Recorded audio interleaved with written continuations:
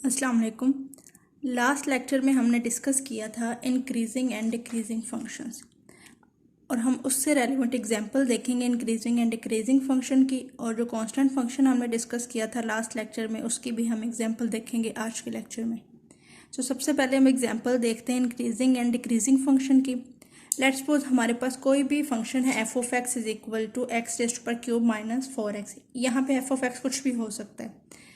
For x in the interval -1 and 2, जो function है वो लाई कर रहा है बिटवीन दीज इंटरवल्स -1 to 2। अब हम इसको कैसे चेक करेंगे इंक्रीजिंग और डिक्रीजिंग फंक्शन को? सबसे पहले तो हम फंक्शन का ग्राफ ड्रा करेंगे। इस फंक्शन का ग्राफ ड्रा करेंगे अंडर दीज इंटरवल्स। अगर आपको ग्राफ ड्रा नहीं करने आते फंक्शन के, देन डिस्क्रिप्शन में लिंक दिया हुआ है फंक्शन के ग्राफ कैसे ड्रा करते हैं, आप उसको देख के इजीली जो है इस फंक्शन का भी ग्राफ ड्रा कर सकते हैं। सो नेक्स्ट चलते हैं। सबसे पहले जो फंक्शन है हमारे पास वो क्या है, f of x is equal to x raised to power cube minus 4x। जब हम इंटरवल्स को पुट करेंगे इस फंक्शन में, ये है क्लोज इंटरवल। जब इस तरह की स्क्वायर ब्रैकेट हो उसका मतलब होता है क्लोज इंटरवल, और जो इंटरवल्स की वैल्यूज होती है वो भी इंक्लूडेड होती है। अगर इस स्क्वायर ब्रैकेट की जगह पे आपके पास स्मॉल ब्रैकेट होती देन उसका मतलब होता है कि जो आपके इंटरवल्स पॉइंट्स हैं, बाउंड्रीज पॉइंट, वो इंक्लूड नहीं है और उसके बिटवीन जो भी नंबर है वो सब इंक्लूड है। इसलिए हम अब यहाँ पे चूँकि स्क्वायर ब्रैकेट है तो हम -1 को भी पुट करेंगे। उसके बाद -1 के बाद हमारे पास जो रेल लाइन है वहाँ पे -1 के बाद 0 देन 1 देन 2, यहाँ तक हम 4 के 4 नंबर इस फंक्शन में पुट करेंगे। तो सबसे पहले हम -1 को पुट करेंगे। एक्स की वैल्यू -1 ली, हमारे पास क्या आया, -1 raised to power cube -4 into -1। सो -1 raised to power 3 -1 minus minus plus 4 minus 1 3। जब हम इस फंक्शन में x की जगह पे 0 पुट करेंगे तो आपके पास क्या आएगा, x की जगह पे 0, 0 raised to power 3 0 -4 into 0 0। So 0 minus 0 भी क्या होगा, 0 ही आएगा आपके पास। नेक्स्ट हम पुट करेंगे 0 के बाद 1। जब फंक्शन में x की जगह पे 1 पुट किया, 1 raised to power cube -4 into 1, 1 का क्यूब 1 -4 1 द 4। सो 1 में से 4 सब्ट्रैक्ट किया, आपके पास क्या आ गया, -3। इसी तरह नेक्स्ट 2, फंक्शन में 2 पुट किया तो 2 raised to power 3 -4 into 2, 2 raised to power 3 8 -4 into 2 8, 8 minus 8 क्या हो गया आपके पास, 0। अब हम इसका ग्राफ ड्रा करेंगे और चेक करेंगे कि हमारा जो फंक्शन है वो इन इंटरवल्स पे इंक्रीजिंग है या डिक्रीजिंग। सो एक्स की वैल्यू जो -1 हमने पुट की थी, हमारा आंसर क्या आया था, 3। एफ ऑफ एक्स क्या होता है, वाई एक्सिस पे पॉइंट्स आते हैं।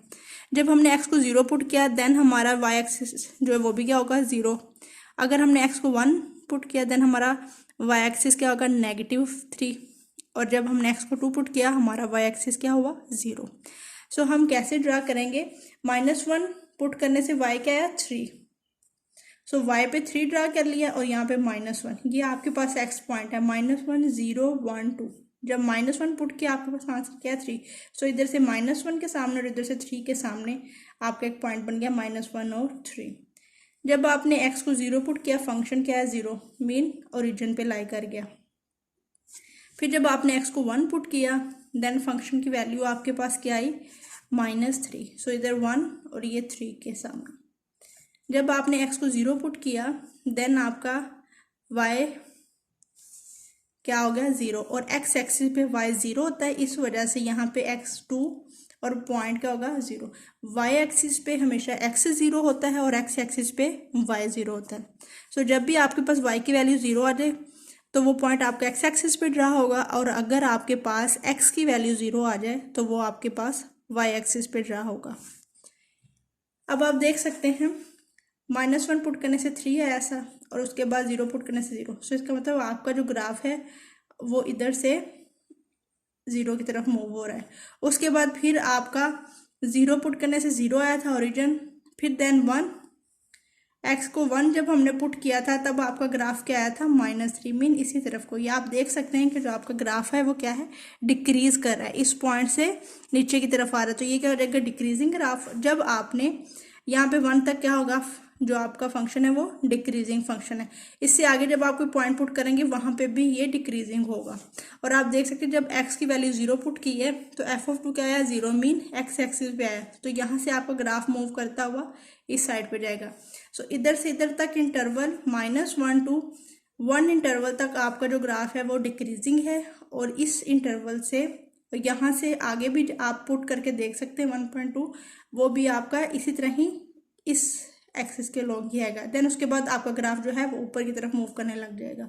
सो इस पॉइंट से फर्दर 2 तक आपका जो ग्राफ है वो क्या होगा, इंक्रीजिंग ग्राफ होगा। सो ये थी एग्जांपल आपकी इंक्रीजिंग एंड डिक्रीजिंग फंक्शन की। अब हम एक एग्जांपल देखते हैं कांस्टेंट फंक्शन, उसका ग्राफ हम कैसे ड्रा करते हैं। कांस्टेंट फंक्शन बेसिकली क्या होता है, एक्स की हम कोई भी वैल्यू पुट करते हैं आंसर हमारा सेम आए। फॉर एग्जांपल हमारे पास कोई भी फंक्शन है f(x) = 2। अब इंटरवल हमें गिवन है -2 to 4। हम यहाँ पे आप देख सकते हैं ये ओपन ब्रैकेट है, इसका मतलब ना -2 इंक्लूड है ना 4 इंक्लूड है, इनके बिटवीन जितने भी नंबर है वो सारे ही इंक्लूड होंगे। सो उन सब की वैल्यू हम चेक करेंगे। आप देख सकते हैं जब फंक्शन की वैल्यू ही कांस्टेंट के इक्वल है तो आप इंटरवल्स की कोई भी वैल्यू x की जगह पे पुट करते जाएं, आपका आंसर 2 ही आएगा। सो -2 के बाद ये हमारी रियल लाइन होती है, -2 to 4 के बिटवीन यहाँ पे आपके पास -1, 0, 1, 2, 3 होते हैं, ये पॉइंट्स होते हैं। तो जब आपने -1 पुट किया तब भी आंसर 2, 0 पुट किया तब भी आपका आंसर 2 आया। इसी तरह 1 पुट करने से भी आंसर 2, 2 पुट करने से भी और 3 पुट करने से भी आपका आंसर 2 ही आया।